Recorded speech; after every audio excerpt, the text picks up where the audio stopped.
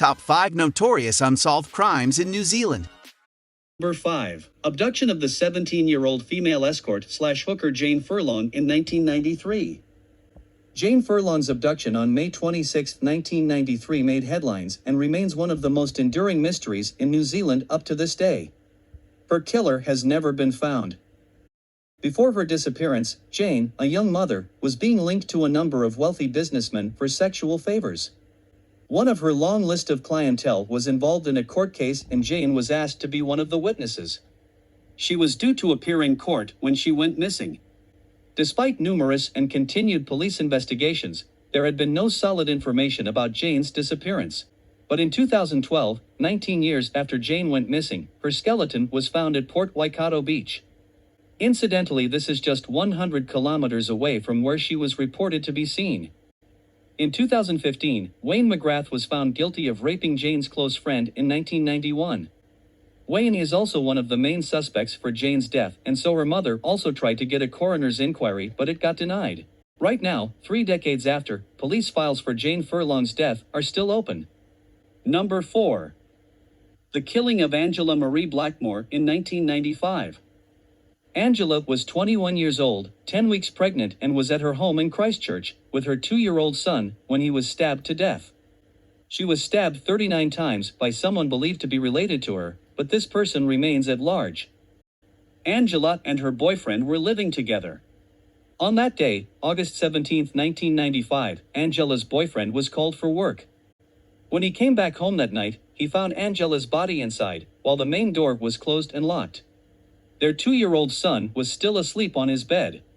What's more puzzling is that despite citywide searches, the murder weapon has never been found. Number 3. Disappearance of the then 2-year-old Lee Crookshank in 1992.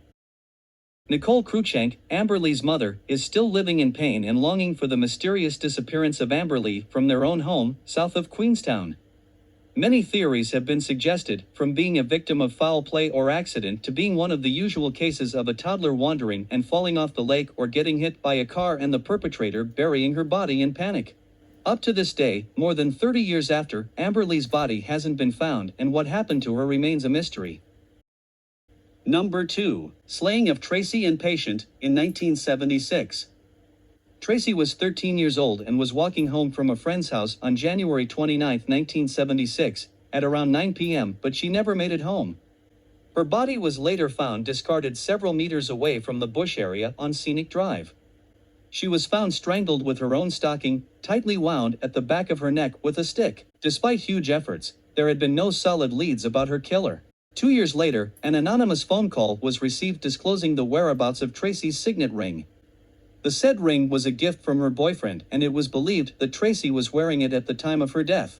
Police officers searched a rubbish bin outside an Avondale chemist and found the ring. In 2016, a new witness came forward saying that he saw a man leading a young girl by the elbow in Henderson Streets, but this is still not enough to pinpoint any possible suspect. Tracy's killer has never been found. Number 1. Kidnapping of Keo Matsazawa in 1998. Keo, 29 years old, was a Japanese tourist and was supposed to be on her last planned adventures in NZ before returning home, but her abductor prevented her from doing so. Keo arrived in Christchurch on a working holiday visa in 1997. Almost a year after, in September 1998, decided to venture north and checked into a backpackers on Fort Street, Auckland. She explored the city and never returned. 11 days later, her decomposing naked body was found in a staircase cupboard inside Queen Street's Centre Court building.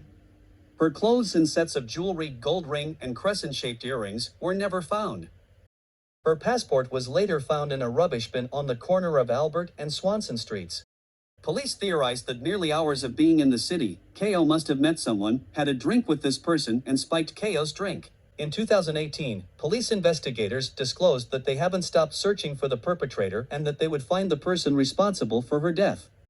Keo's mother, Humoki Matsazawa, is still struggling to come to terms with what happened to her precious daughter. She even revealed that she only allowed Keo to travel to New Zealand because she read that it is a nicer and safer place than other countries.